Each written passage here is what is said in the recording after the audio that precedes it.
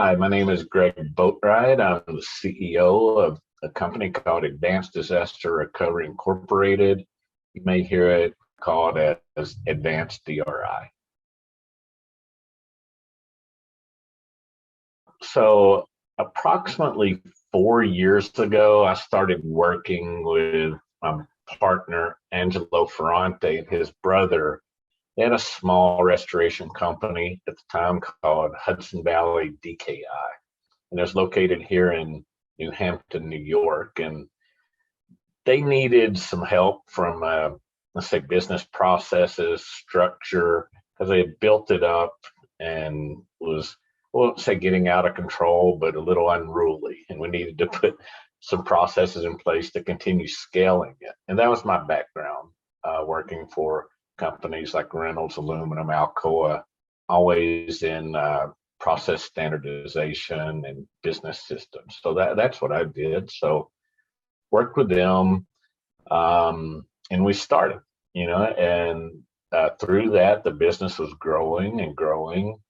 And I had some connections in the private equity world. And so I reached out to a partner that I've worked with called Brookstone Partners. They're out of Manhattan. We'd done some work in the past and talked to them about this restoration industry. So we'd like to maybe put together several of these small ones in our area that we knew, but we needed some help from a financing standpoint. And so Angelo and I went to the city, presented to them this industry, what we were doing, the vision, and they supported us. So we started down that path.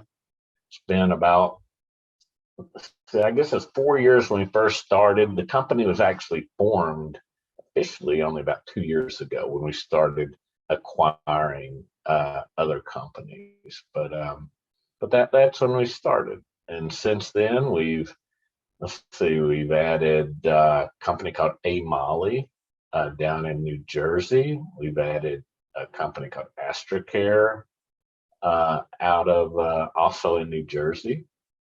A company called First General Services up in Hartford, Connecticut. And we've started some greenfield locations. So we're really focusing on let's call it the quad states. So New Jersey, New York, Pennsylvania, and Connecticut. And we're trying to put together a regional brand. And so we're happy with what we've done so far.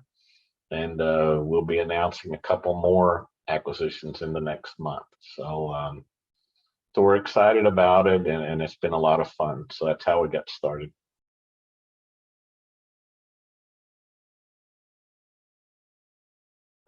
Well, yeah, there's challenges every day in this industry, right? But in building this business, so we're now, well, we've got 8 locations, 150 employees, and we're specializing in these small family companies. Okay, and when you do that, most of them don't have tremendous structure, any business systems, or sometimes no systems at all. And so I'd say that's probably been a big challenge, right? We had to establish a platform. We said these are our systems that we're standardizing on.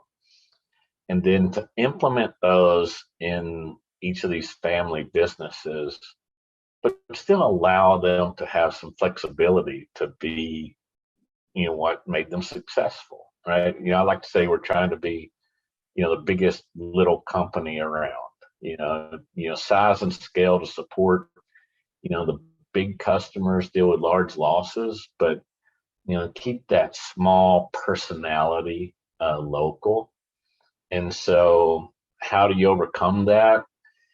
It's a lot of communication with each location, like why we're doing it, help them see the success in the other businesses, and then give them some freedom within that, to change. For instance, like if it's uniforms, okay, we have this that we want you to do, but, the color could be different, the material could be slightly different, or whatever. And at this point, we've kept the business names the same, the ones we've bought, at some point we will, well, we're starting now, frankly, to consolidate brands, but it'll be like a Molly, an advanced DRI company. It's kind of how we're doing it. And so really that's how we overcome it.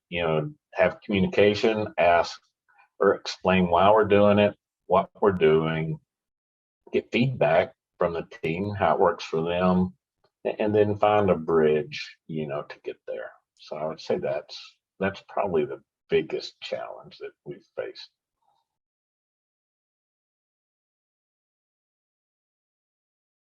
So we are really active in our communities, and when we look at the companies to acquire or partner with, we look for that culture,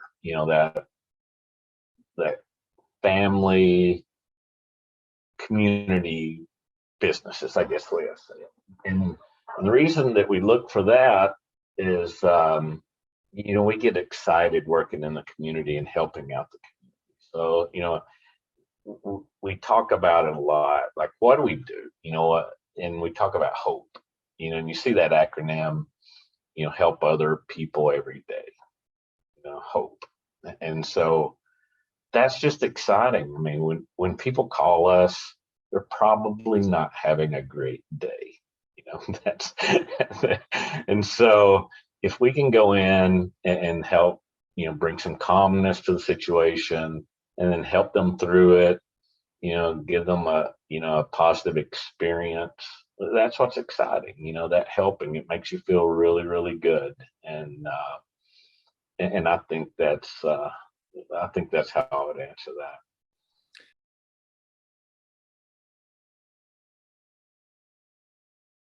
Yeah. So we talk about this a lot, right? There's what differentiates you, what makes you different. Like, we can all go buy trucks, we can all buy equipment. We can say, hey, we do fire, water, wind, blah, blah, blah. We all say that. And most companies do that well.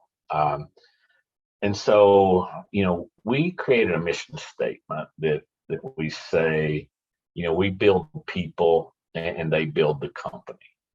Okay. And it's really trying to get at giving our employees and our customers an experience, a positive experience, hopefully, one that, rather than give a job, we give an experience. They get excited about work. Customers get excited about working with us and are positive and refer it to others.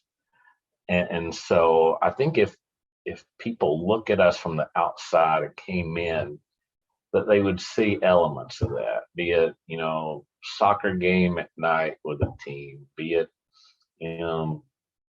silly things, birthdays, pizza parties, whatever, we try to do that. That's how I see us being different. If we can give positive experience, internal and external, we'll be up there in the elite in the company or in the country.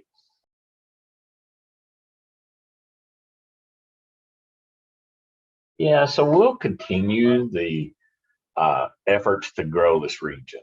We want to be a region brand. We're not going to, be a national brand. That's not our intent. It's to really be in this region.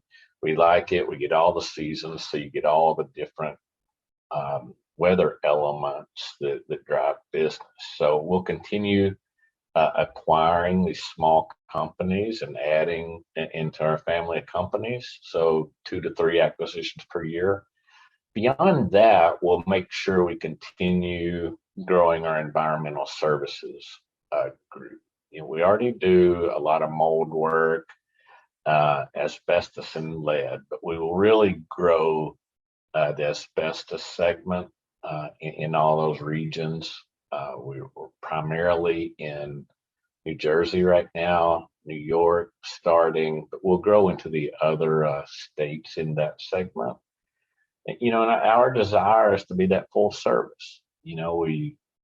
We lead with environmental, water mitigation, losses, and let reconstruction support it, so that customers can deal with one customer or one vendor. And So that's what we'll do. We play in all segments.